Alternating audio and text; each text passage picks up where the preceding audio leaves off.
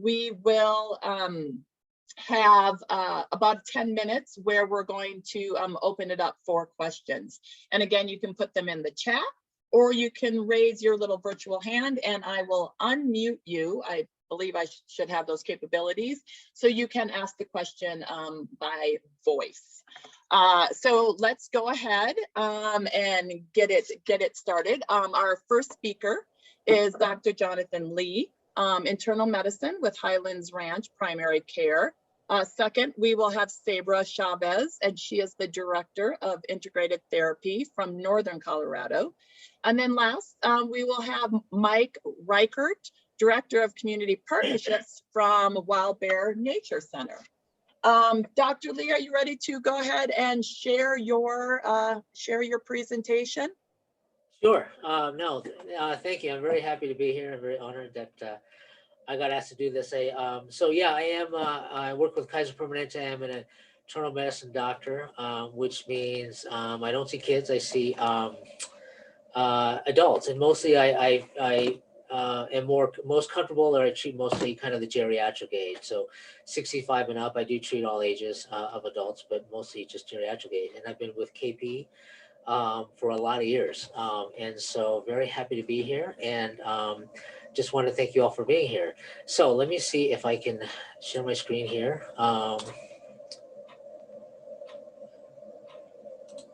Okay. Let me know if you can't see that. I think you guys can see that. So I want to talk a little bit, again, so I'm your primary care doctor. I'm the one you come see for your physicals. And also if you have an issue that may need a specialist, you come and see me and I examine you and I do whatever I can to help you. And most things I can do. But when I need to refer you out to a specialist, that's what I would do. But most people think of me as just, they come to me for every year to see their physical, and I get to talk with people, and I really love what I do. So I want to talk a little bit about anxiety, and just kind of wanted to reinforce what Tanya said. It's so important to manage our anxiety and to kind of take just keep our mood and our reactions kind of in check. There's a lot of science behind it. I won't go into all the science behind it, but when you have anxiety, it makes everything kind of worse. So if you have asthma, it makes your breathing a little worse. It has to do with when you are in a stress state, it raises your cortisol levels, and whatever condition you might have, if you are anxious or stressed in a kind of a stress mode, it's going to make it worse. Diabetes is another one. Blood pressure is another one. Your blood sugar will go up, your blood pressure will go up. So it's really important to try to keep your anxiety in control. I am going to talk a little bit about what you can get from your physician at the end, but really there's a lot of ways that you can kind of manage this on your own.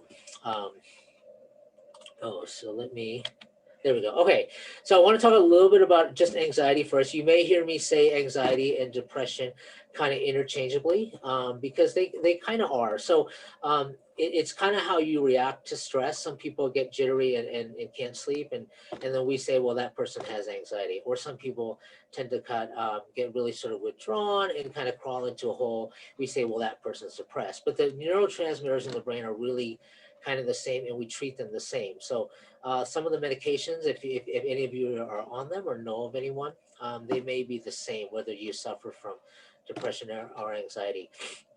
I want to talk a little bit about kind of acute versus kind of ongoing. And acute is more like, well, you had an immediate stressor,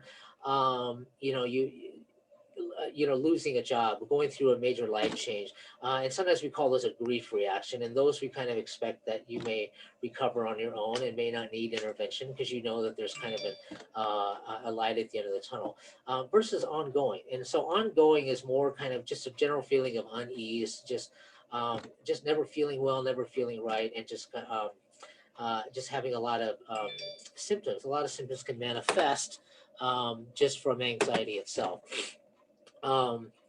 And I think no matter where you are in life or, where you are in general, I think everyone is aware of kind of what with the COVID pandemic and what's happened in the last 2 years and how that has really been a source of just great anxiety just for a lot of people. It was hopefully once in a lifetime experience for many of us. And it brought out a lot of different kind of tensions and kind of emotions that a lot of us had never really expected to imagine. Um, so anxiety is also, it's not always bad. So a lot of it is, the way I say is it can actually motivate you. I had great anxiety when I had to prepare these slides. So it motivated me to make sure I did it and made sure it looked right and that I could kind of give this talk. So anxiety can be motivating. So um, if it is that way for you, then that's actually really a good thing. And I wouldn't recommend that you change that. I want to focus more about the anxiety that can kind of be bad. So when anxiety kind of makes you be withdrawn or kind of crawl into a hole, and it inhibits you from kind of functioning or really enjoying your life or your day-to-day activities. So what I say to my patients a lot is, uh, when you're anxious, anxiety is okay if it kind of motivates you or makes you react in a positive way. But when you're anxious about being anxious, that can usually be bad. And that's kind of what I want to focus on here. So I'm going to talk about a lot of different things here. And again, kind of taking control of your own anxiety. So, and doing things to help your own mood, or what I say is kind of distracting you from your anxiety.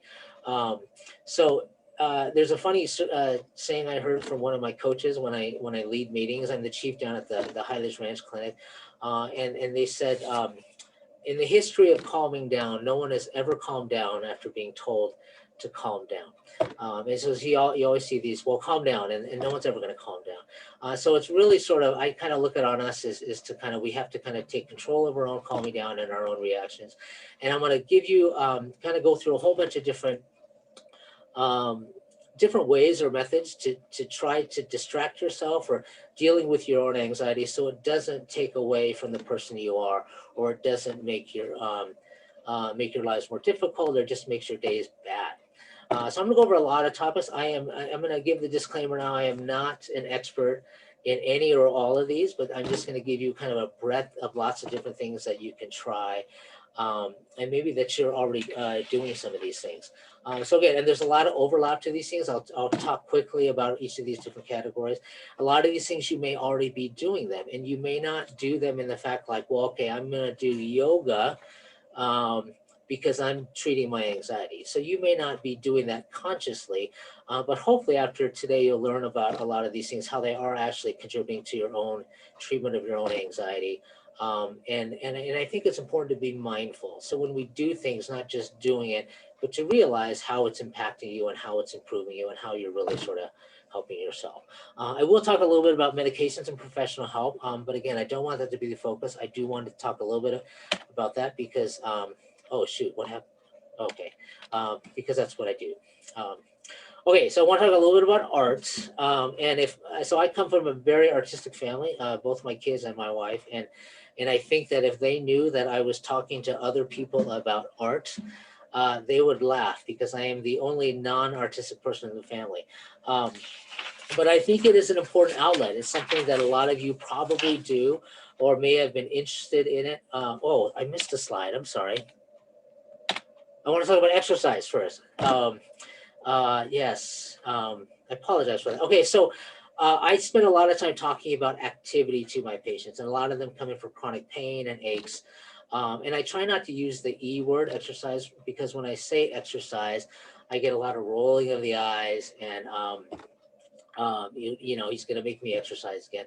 And a lot of people don't like that. So I really try to think of it as activity. So when I think of exercise, I think of that picture on the left. And so to me, that picture is really kind of intimidating. You see someone who looks like they're already in really good shape. They've got very fancy clothes on and they go to a fancy gym and they do all these fancy exercises. And if that's intimidating to you, you're not alone. And so if you like to do that, that's great. If you have access to a gym, I'm not saying don't do that. I'm just saying that there's lots of different activities that you can do. And so, and I think of activity as doing something that's active, obviously getting out, and it is exercise, but do something that you can enjoy. The biggest one I tell all my patients is pick an activity that you can do forever. You know, it's not something I'm going to do this for 6 months and then I'm done. Then I'm done with the exercise thing, and that's not it at all. You want to do something that you can do safely for the rest of your life. Do it daily. It's more important that you do it regularly as opposed to intensity. It's better that you go for a 30-minute brisk walk every day as opposed to hitting the gym and pumping iron or doing really intense yoga for an hour a week. Try to find something you could do every day. I always like to get outside. I think it's fresh air, it's vitamin D. Do it safely, wear sunscreen, wear hats, make sure that you've got the appropriate shoes. And, you know, and I think we're lucky to live in a state where we can kind of do that in Colorado. So, but getting outside is good. And there's lots of data to show that if you suffer from chronic pain, chronic muscle stiffness and aches, and just fatigue, regular daily activity will help that. And a lot of my patients will say, well, I'm too tired to exercise. I can't exercise. So my response to that is, well, if you don't exercise and you're tired, when you start, you're going to feel really tired for probably the first week. But then the more you do it, it's going to actually energize you and motivate you. All right. Now on to art. So again, arts, a lot of people enjoy a lot of artistic things. And if you have one of those things, if you are into painting, you know, pottery and just arts and crafts, I would use that as a good sort of de-stressor or as a distraction. Um, there's, you know, I live down in Highlands Ranch in the south part of town. We have a lot of these businesses that are popping up. One of them is called Canvas and Cocktails. So my wife goes to them with her friends. It's like they'll get a group of 8 of her girlfriends from our church. They go together and they get a project. They get a certain sort of like something to paint, and it's an organized, it's instructor led, and they can choose wine or coffee if they want to choose that. But it's a great social event as well, and they really enjoy doing that. And you come home with a finished project. There's another business down here in Highlands Ranch called Board and Brush that they do. It's like woodworking, but you'll get like a sign, and you can make a sign for, and you can sand it down, you can paint it, you can texturize it, but you come home with a nice project. So art is, you know, if it's something that you do and you'd like to do on your own, great. But there are businesses that will cater to you if you don't have those means. The other thing is, what I like to say is if you don't want to do the art, you can go to a museum and look at other people who did art. And that's also very de-stressing, can give a lot of just inner peace, and people can really enjoy that. Music and dance is another one. You know, lots of classes around. I go to, again, I live in Highlands Ranch. I go to this great church who started this music and arts program, and they have a orchestra. And this orchestra, is all made up of just people in our congregation. And it's a lot of, when I first heard them, I thought, wow, these are like professional musicians, but they're not. They're people who played in their high school band and dusted off their flute and started playing again, and they are really enjoying that again. Dancing is another thing. I don't dance. My wife is a great dancer. I don't dance at all, but I think as one of my anniversary gifts to her, I may actually enroll in a dance class and surprise her. So picking up an old instrument that you play, or if you are retired and have some time, you know, even learning how to play a new instrument can be a really kind of a gratifying a way to de-stress and kind of distract. And again, same thing with art. If you don't want to do music, you can go watch people do music, go to a show. Musicals, we have great facilities in Denver that have live shows. So something that you can do, and if you feel it's gonna helpful. All right, so hobbies. I want to talk a little bit about hobbies. Now, everything we've kind of talked about can be hobbies. I put that picture of 2 elderly gentlemen playing a video game because that's kind of homage to my son. I have a son in high school who that's what he would do for a living if he could.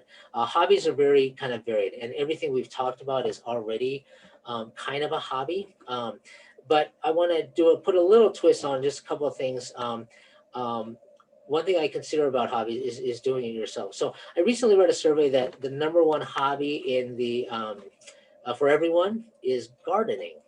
And I never really thought of gardening as a hobby. I think of it as yard work, and it's not something that I like to do. I do it because I don't want my yard to look bad, because my neighbors will probably start to complain about me.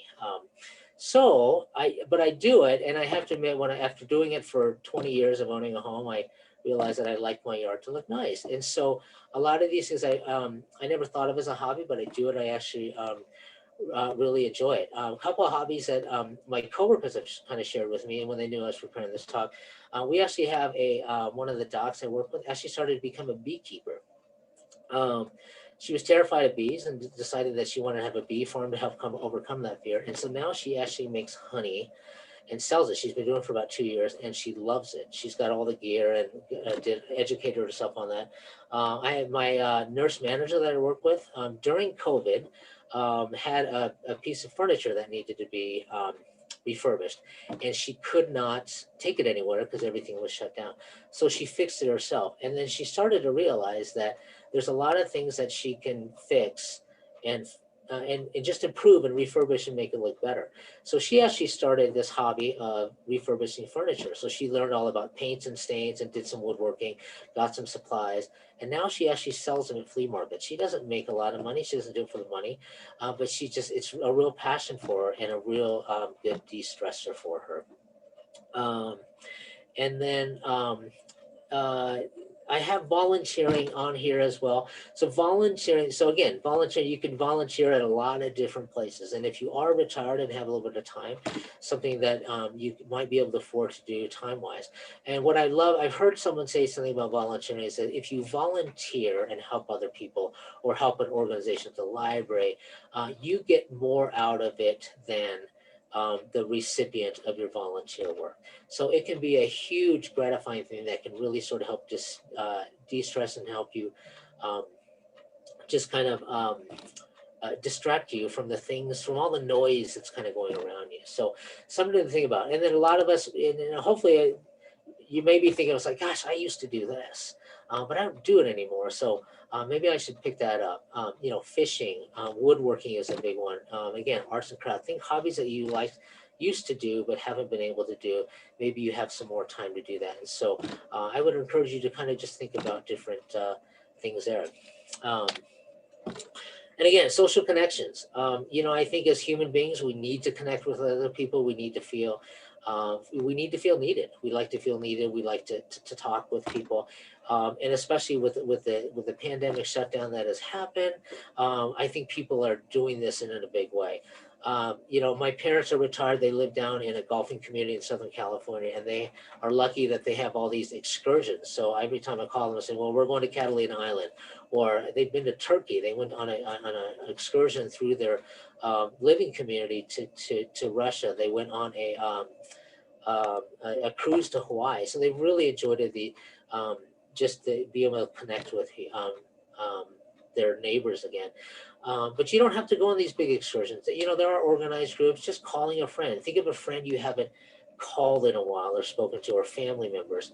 And again, it's traveling is still, COVID has not gone away. It's still here. So travel can be difficult sometimes. And so there are still, phone calls or video calls that you can, that you can always have access to, kind of like what we're doing here. So the picture on the bottom is not my family, but it was a nice stock photo that I got. We did a lot of Zoom kind of Christmas mornings, Mother's Day with my family, who is also in Denver, but also kind of just all around. So, and then just online chat rooms. Sometimes it helps to talk with people with a little bit of anonymity.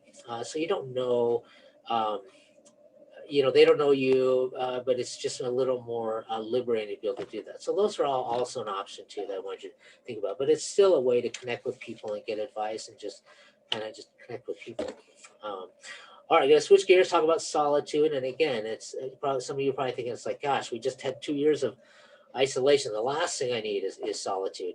Um, but I want to focus more against, distinguish it from isolation. So it's not about being isolated or being shut away. It's just more about time by yourself. So reading, meditation, yoga, and or any sort of solo activity like running, hiking. Fishing is one of mine. I see, the guy in the bottom picture. I kind of see myself like that when I can eventually, hopefully, retire soon, and just do a lot of fishing on my own, because fishing is something that you can do in groups, but you can also um, do by yourself. A lot has been said about, if you can travel on your own or eat in a restaurant on your own, because sometimes you want to be around people, but if you could do that and are comfortable with that, that can be a real sign of just inner strength, that you are comfortable in your own skin. Um, so don't always be afraid to do things just because you don't have other people to do them. But find that inner peace and just find that joy in that. Again, just want to end with a little bit about professional help. Painting is not going to cure everything. Yoga is not going to solve all your problems. Sometimes you do need professional help, and that's why we are here. Um, and there are ways, you can talk to your doctor about it. I spend a lot of my days talking about anxiety. Some people come in and say, I'm anxious, I need your help. But a lot of times people don't know they're anxious. They come in with a lot of these symptoms because the anxiety is bringing out all these symptoms and they just don't feel well. So it is kind of our job to help them through that, and to kind of tease it out and kind of work with them on that, because a lot of the times they're fine, but it's anxiety that's bringing out these symptoms. As far as medications, I don't want to just say you got to start a medication. I always ask my patients, and when they come in and they're anxious, to say, do you want a medication, or do you just want to talk? And as other than prescription medications, there's a lot of other things. My nurse manager, I told her I wasn't sleeping well. Who sleeps well every night? I certainly don't. So she had me try lavender for aromatherapy, and there are lots of these non-prescription kind of aromatherapy medicinal ways that you can try to kind of to help kind of come relax your mood and help you take control of your own anxiety and your own reactions. Acupuncture is another thing that you can try for that. If you go to acupuncturist and say, I'm anxious and this is what um, can you help me with this? And they have a lot of options. I realize I'm going over. I'm going to just really, just in summary, I've hopefully given you a lot of ideas. Maybe hopefully some of you are thinking, hey, I used to do that. Maybe I'll start doing this again. And it's mostly about just distractions. If you're always in your head and you focus about on the noise around you, you can make yourself become anxious, and you can worry about things that you don't need to, but you can also focus on getting distracted, and a lot of the things that we talked about here. So I would say pick a lot of things, pick a variety of things, but don't pick too many. And again, it's a regularity over the intensity. Pick things that you can do regularly or every day, and definitely safety. But also try taking a risk. Try something new. Pick up a musical instrument. Pick up a new hobby. But the bottom line is things that pick things that will not add to your stress, but bring you peace and joy and give you that inner peace. And the last thing I just want to end with is, it's okay to not be okay. And that's kind of what all of this is about. If you ever feel that you're not okay, first of all, don't beat yourself up about not being okay, but try to draw on some of these things that you can distract yourself and hopefully find that inner peace that you know that you have inside. So thank you. I'm sorry I went over. I just want to thank you for the opportunity, and I will still be around for questions. Great. Thank you, Dr. Lee. Really appreciate that. Yeah, we will be able to ask Dr. Lee more questions at the end. Saber, are you ready to go? Super. Thank you. I am. Great. Well, it's so great to be here with you today. Thank you so much for having me. Hopefully my slide is showing correctly. I'm Sabra Chavez. I'm a board certified music therapist. I'm also the director of services here at Integrated Therapy of Northern Colorado. We are located in Fort Collins, but we do serve outside of Fort Collins through our music therapy team going out, but also through virtual services where music therapy is less accessible. We primarily work with kids and adults with developmental disabilities, or in organizational contracts, being able to do music therapy groups and sessions with some different organizations in our community and around the state. So I'm happy to be here. I'm excited to talk to you a little bit about music therapy more in depth. Thank you, Dr. Lee, for mentioning that and sharing some about how that can support your mental health. But I'm going to dive in a little bit more deeply into how it works in ways that you can really purposefully use music to support your mental health. So as Dr. Lee had mentioned, during the pandemic, it caused a lot of shifts for all of us in really unexpected ways. We as a therapy team not only had to shift from seeing our clients either in the clinic, in their home, or in different organizations, but also shift from that to virtual format. But then we also had to shift our goals for them and what our outcomes that we were hoping to achieve during our therapy sessions, from the more functional movement or communication goals, strength and things like that, into more of these mental health supportive goals where we were supporting or creating atmospheres of normalcy, trying to help our clients decrease their stress, helping them connect with their caregivers or their family that was farther away, or in isolation, helping our clients develop healthy coping strategies using music, helping them be able to create feelings or recall memories of happiness through experiencing familiar music and making music as well. So we definitely felt a shift in that priority to be able to help our clients just be and stay healthy during this extended period of isolation. So that was a big shift for us and a real eye-opener. And then that has also continued, just as, some people are still isolating quite a bit, or there's just fatigue. There's a lot of fatigue where people are feeling stressed, are feeling anxious, are feeling tired of what's going on around them in their world. So I'm going to be speaking briefly about music and music therapy and how it all kind of works in your brain. But then I'm going to be sharing some ideas of things that you can do, or perhaps you're already doing, with music to support your mental health and your mood. So next up, I'm going to talk a little bit about kind of what music therapy is. So music therapy is the practice of using music, whether it's participating in music by making music, singing, using instruments, or being exposed to music and experiencing music in a more receptive way, to be able to work on functional goals. So for a lot of our clients, we use music to work on strength and endurance by having them play instruments that are in different positions, in different places where they're having to, kick the tambourine in different positions to help strengthen their leg muscles, things like that. We also use music, especially for a lot of the kiddos that we work with, or with clients that have experienced a brain injury or a stroke, where we're working on music therapy to help them be able to either develop or maintain their communication skills. Music therapy for cognitive functions, helping with memory or daily living sequences, things like that, problem solving.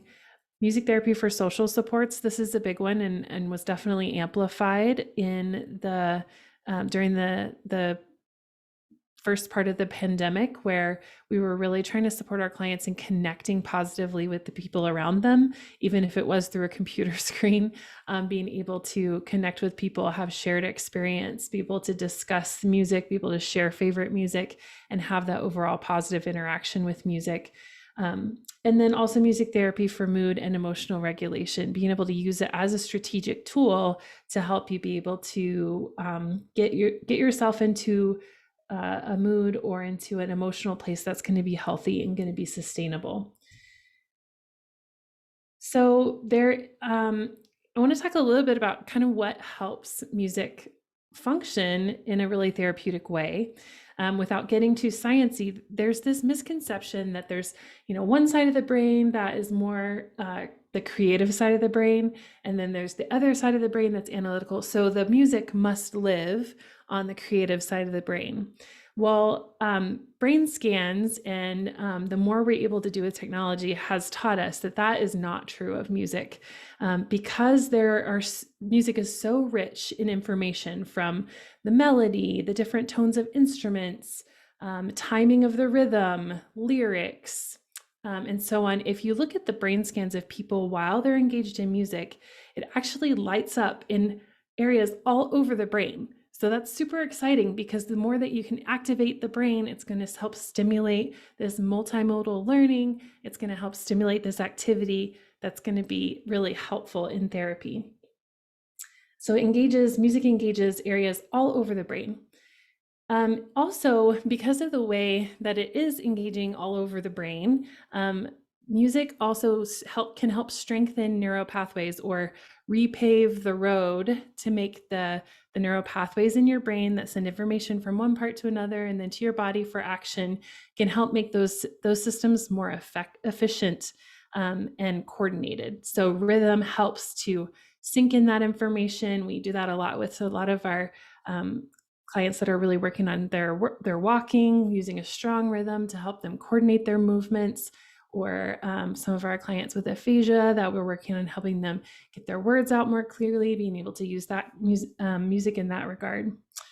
So that's the shared pathways, kind of repaving the road, or music can also be engaging parallel neural pathways. And I'll give you I promise I'll give you a real life example to help maybe relearn a skill after an injury or an illness. So probably one of the most familiar examples to this is the example of Gabby Giffords. She sustained a brain injury from a gunshot wound and lost the ability to speak.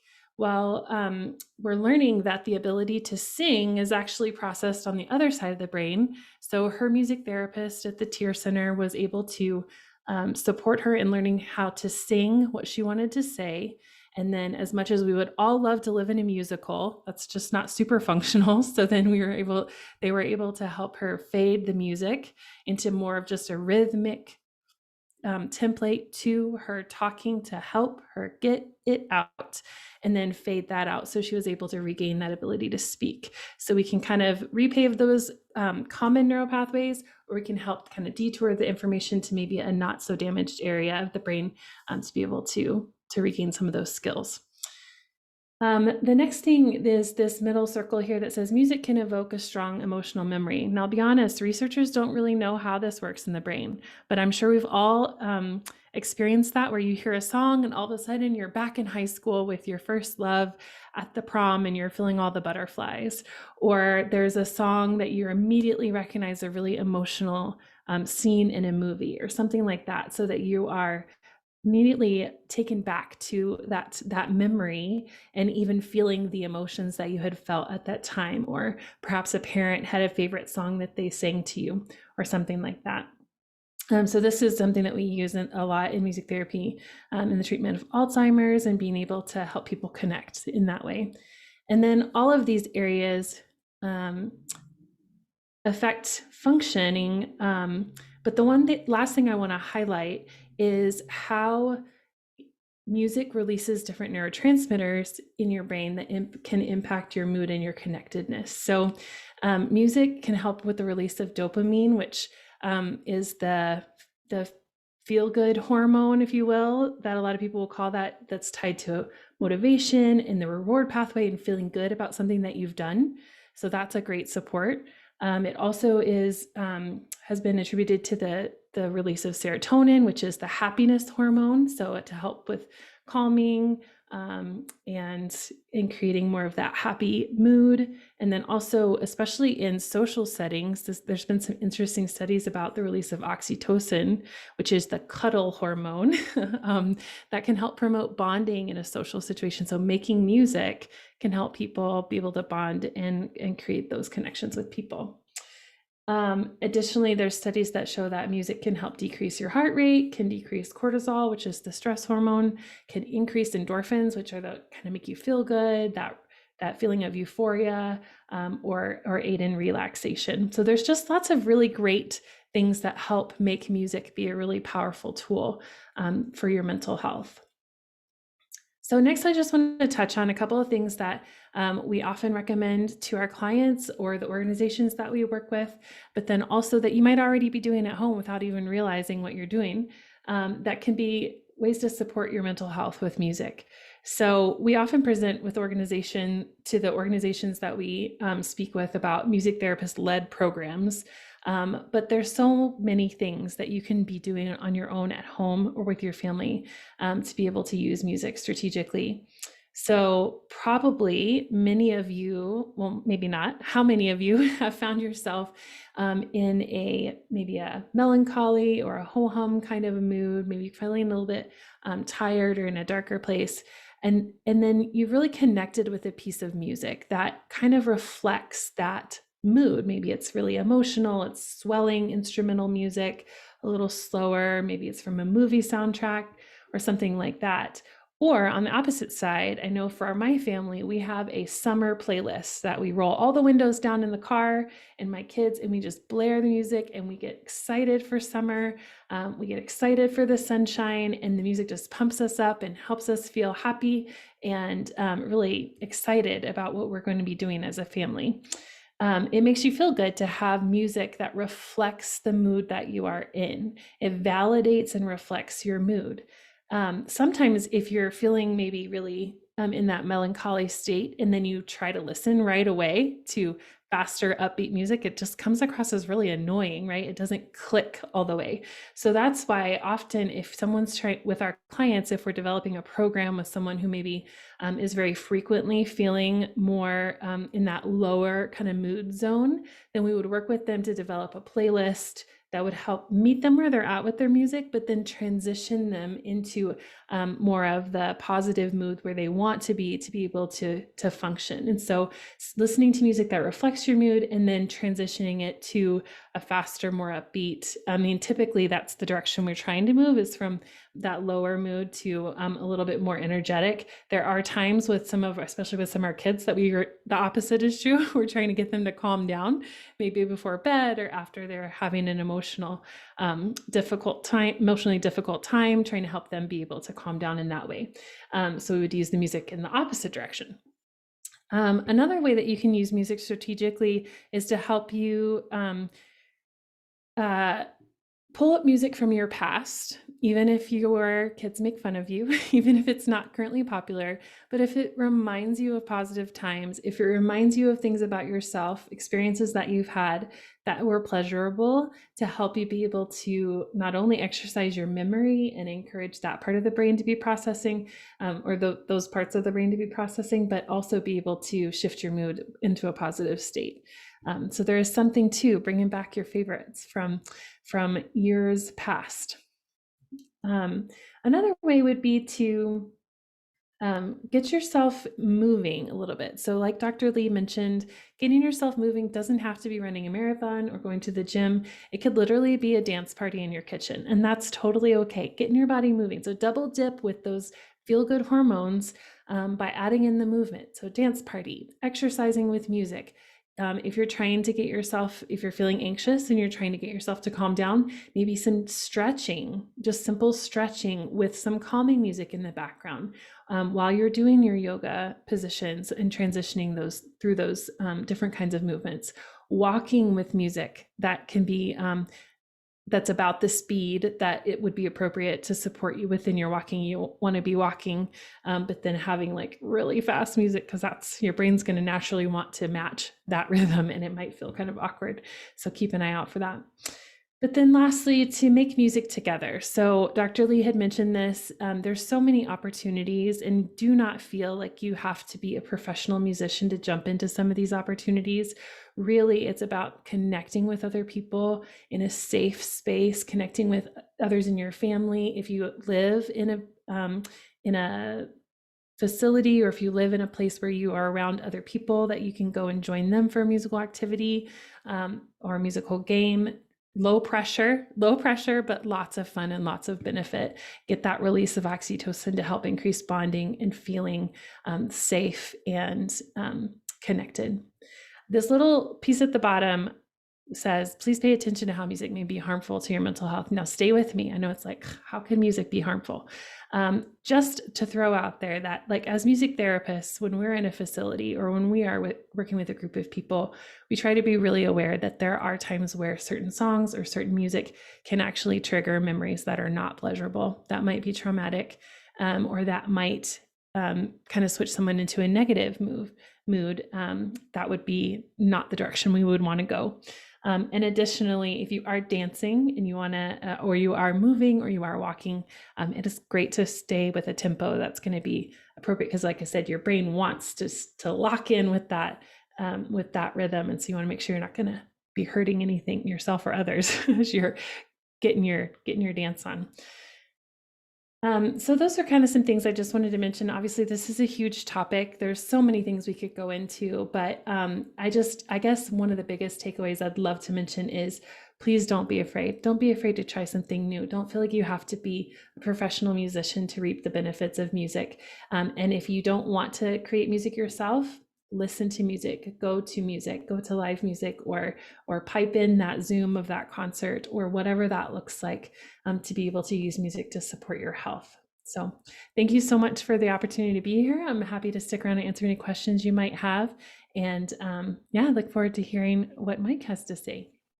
Thank you, Sabra. I did just want there, and some of these chats we'll do at the end, but I did just quickly want to share that someone did share that they just visited the New Word Museum in Washington, D.C., and music was a huge part of it. And she even did her first karaoke with a group of teenagers, and they sang Sheryl Crow. All I want to do. She said it was a very positive experience. So she got the social and the music. That's perfect combination. That's a beautiful story. I love it. So I did want to share that. And then someone else said they just watched Lionel Richie on PBS and get the Library of Congress award last night. So yeah, I just wanted to share a couple of those. Mike, are you ready to go? Yes, absolutely. Can everybody hear me? Yes. Okay.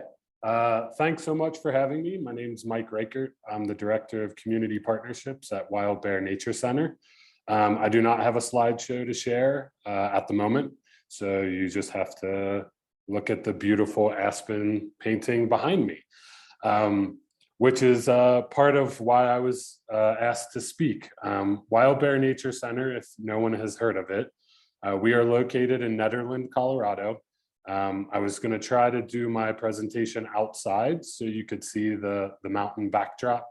Had some connectivity issues, so I chose a painting for you to look at, which research shows that even looking at nature in paintings is a de-stressor and helps with anxiety and mental health. So like I mentioned, I work at Wild Bear Nature Center. Just to give a little background, we're the only all ages nonprofit nature center in Boulder County. We're open 360 days of the year to the general public. We run all kinds of programs for adults, for families, for children. Obviously, our focus is outdoor education. During the pandemic, we saw ourselves as essential. The need for people to get outside was even more critical. We saw that it was safer to be outside and distanced. And so we haven't stopped operating. We've actually grown since 2020. And it's really exciting times at Wild Bear. So just real briefly, our mission is to inspire a lifelong connection to nature and community through creative exploration of the outdoors. So just like the previous two speakers, we integrate arts, music, the science of animals and ecology. And we really, our focus is creating that lifelong love of nature, that we are a part of nature and we are not separate from it, and that we need nature, nature needs us. And by inspiring a love of nature, that people will do more to protect it and appreciate it and go outside and enjoy it, because outside is free. That's my motto. Even simple things can really uplift your mood and feel more relaxed I mean, I do it on a daily basis, even though a lot of my job is in front of a computer. So I wanted to pose kind of a rhetorical question to the group. I want you to think about how much time have you spent outside in the past 3, 5, 7 days? So in the near past, how much time have you truly spent outside in nature and appreciating it? Dr. Lee had mentioned being present in nature. We focus a lot of our education on children, but we know that adults have the same needs. And some research says that children only spend 7 minutes per day outside, but spend upwards of 7 hours in front of a screen. And we know that that is not how human beings were meant to operate. Yes, technology is very great, can be a beneficial tool, but we're not built to spend 7 hours in front of a screen. And personally, I've been really struggling with this, and I've been adamant about making time to go outside and be present. So real briefly, I want to do an exercise. I want everybody to close your eyes. Imagine that you're in a forest, or you're on a trail in the mountains, or you're in a meadow. And I want you to really tune into your senses. Maybe take 3 deep breaths in through your nose, fill your belly, breathe out through your mouth, in through your nose, out through your mouth. And imagine you're in that meadow or on that trail, and start to tap into your senses. What do you maybe hear? Do you hear the breeze? Do you hear the birds chirping? Are you near water? Do you hear chorus frogs playing their song?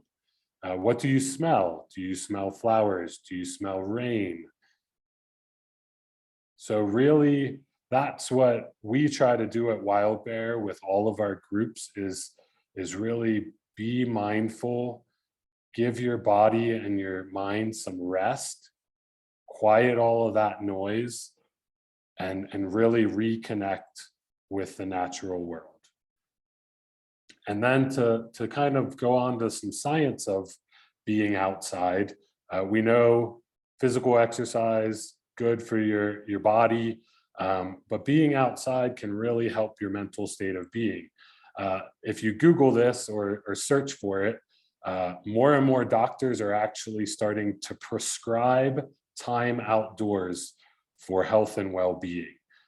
Some Canadian doctors are starting to prescribe park passes so that people can actually go outside and be in nature, immersed in it. And some research out of Cornell University in 2020 states that 10 minutes outdoors, as little as 10 minutes outdoors, begins to lower your blood pressure and improve your mood and focus. And so being a nature center, we're very focused on the earth and the natural world.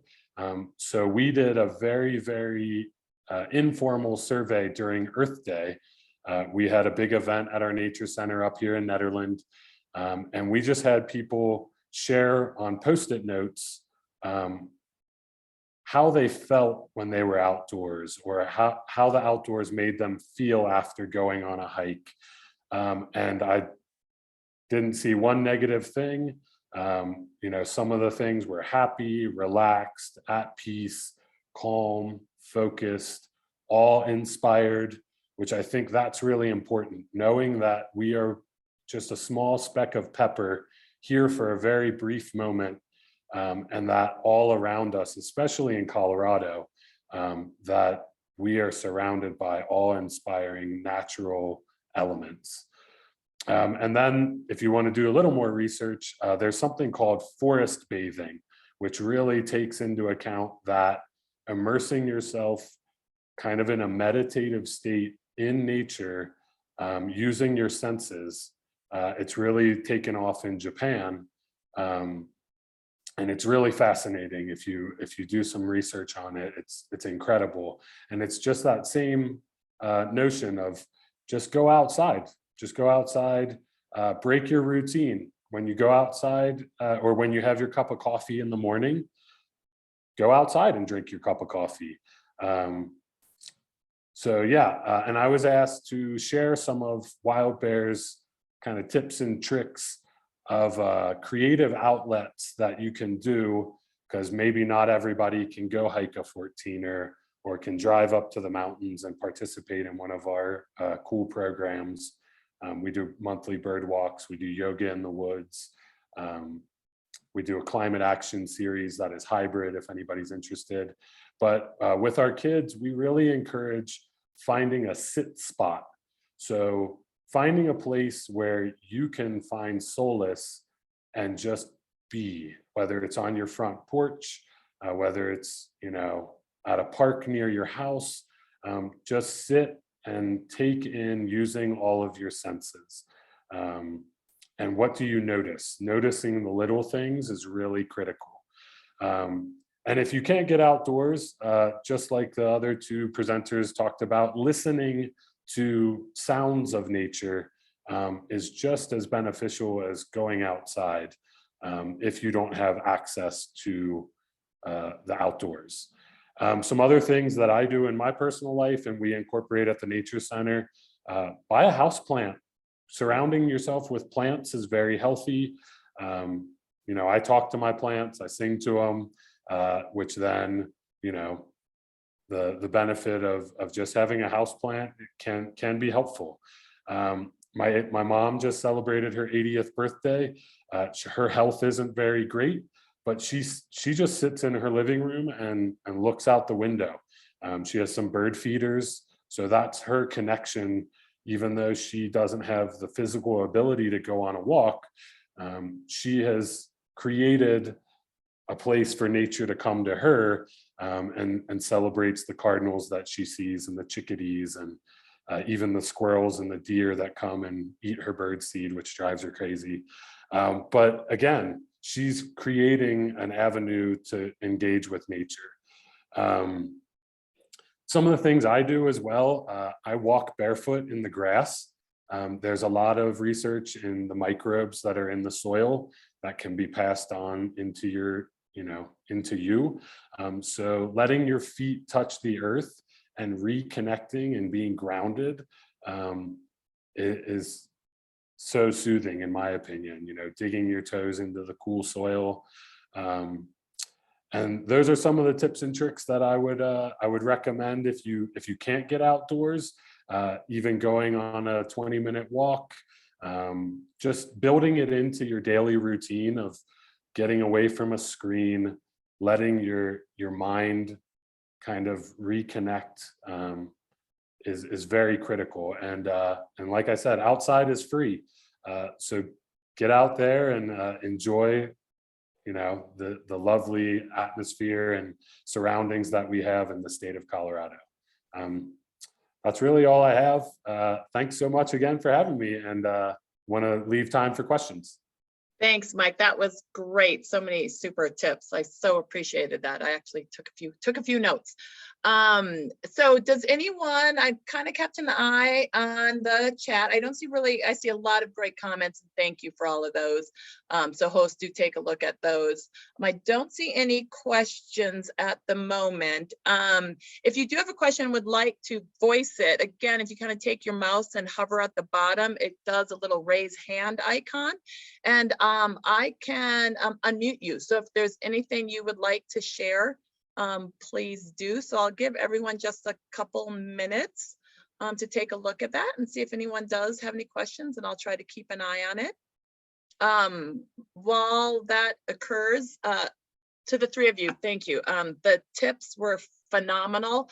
I will share these. I will share the recording so you can listen to it again, write some of the tips down, share it with friends and family. I actually had a friend of mine email me before this and wanted to make sure it was recorded because she was going to share it with one of her church groups because she thought it was going to be so beneficial. So again, I have one attendee who raised a hand. Yay, I love it when that happens.